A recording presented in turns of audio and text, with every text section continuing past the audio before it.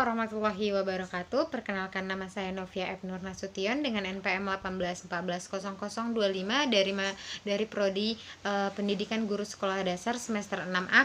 Di sini saya akan menjelaskan tentang kontra korupsi dan wewenang penegak hukum, di mana kita ketahui bahwa korupsi adalah perilaku buruk yang tidak boleh dicontoh oleh siapapun. Kemudian korupsi adalah sesuatu hal yang memenangkan diri sendiri atau mengambil hak orang lain demi kepentingan diri sendiri.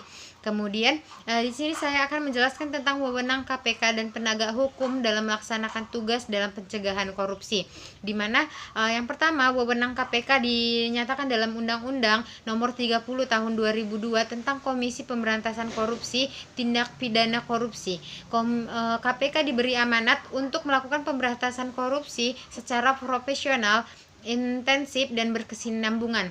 KPK merupakan lembaga negara yang bersifat independen yang dalam melaksanakan tugas dan wewenangnya bebas dari kekuasaan manapun. Jadi tidak boleh dikuasai oleh kekuasaan manapun KPK ini. Kemudian visi dari KPK adalah bersama dengan elemen bangsa mewujudkan Indonesia yang bersih dari korupsi. Kemudian misi dari KPK adalah meningkatkan efisiensi dan efektivitas penegakan hukum dan menurunkan tingkat korupsi di Indonesia melalui koordinasi, supervisi, monitor, pencegahan, dan penindakan dengan peran serta seluruh elemen bangsa. KPK mempunyai tugas yang pertama, berkoordinasi dengan instansi yang berwenang melakukan pemberantasan tindakan pidana korupsi, supervisi terhadap instansi yang berwenang melakukan pemberantasan tindakan pidana korupsi, melakukan penyelidikan, penyidikan, dan penuntutan terhadap tindak pidana korupsi, melakukan tindakan-tindakan pencegahan tindakan pidana korupsi, dan melakukan monitor terhadap penyelenggaraan pemerintahan negara.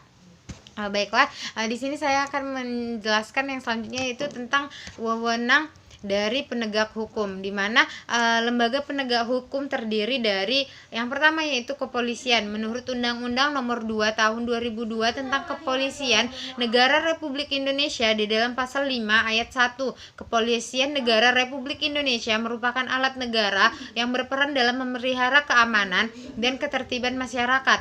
Tugas dan wewenang lembaga-lembaga penanganan menegakkan hukum serta memberikan perlindungan, pengayoman, dan pelayanan kepada masyarakat dalam rangka terpilihnya keamanan dan dalam negeri.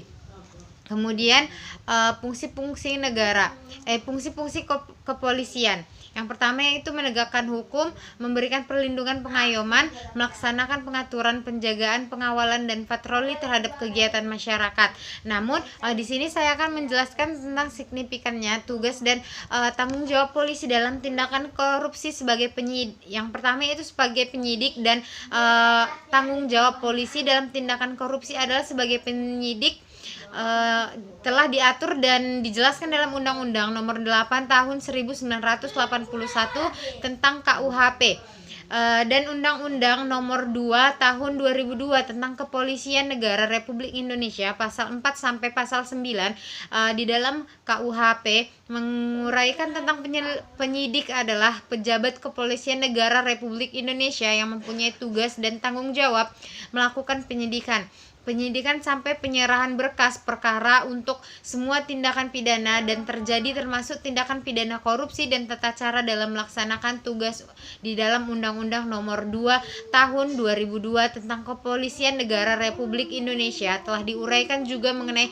tugas dan tanggung jawab sebagai penyidik di dalam pasal 1 sampai pasal 8 serta pasal 10.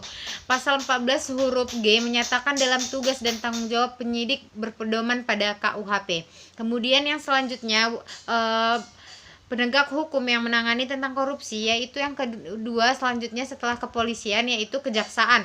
Di dalam kejaksaan kita ketahui bahwa lembaga negara yang memiliki kekuasaan negara khususnya di bidang penuntutan atau Undang-Undang Nomor 16 Tahun 2004.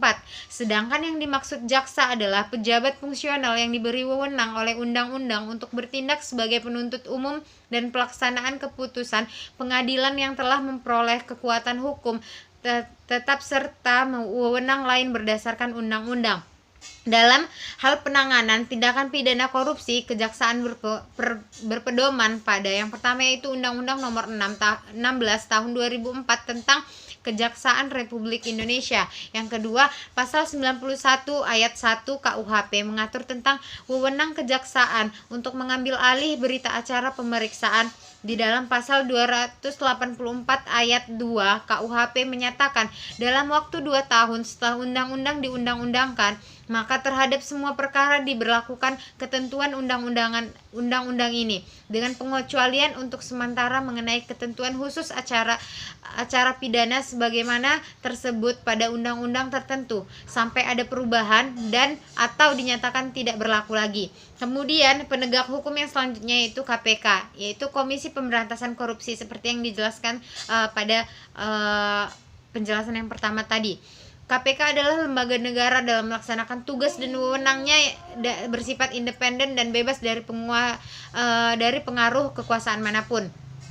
KPK dalam memberantas korupsi berdasarkan yang pertama yaitu kepastian hukum, yang kedua keterbukaan, yang ketiga akuntabilitas, dan yang keempat kepentingan umum, yang kelima proporsionalitas. Yang dimaksud dengan kepastian hukum adalah asas dalam negara yang mengutamakan landasan peraturan berdasarkan undang-undang.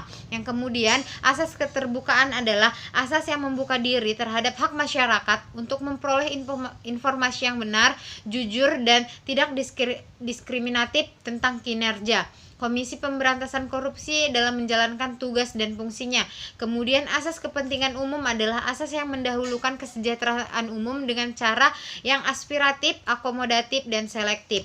Kemudian tugas Komisi Pemberantasan Korupsi meliputi dengan yaitu yang pertama yaitu koordinasi dengan instansi yang berwenang melakukan pemberantasan tindakan pidana. Yang kedua, supervisi terhadap instansi yang berwenang.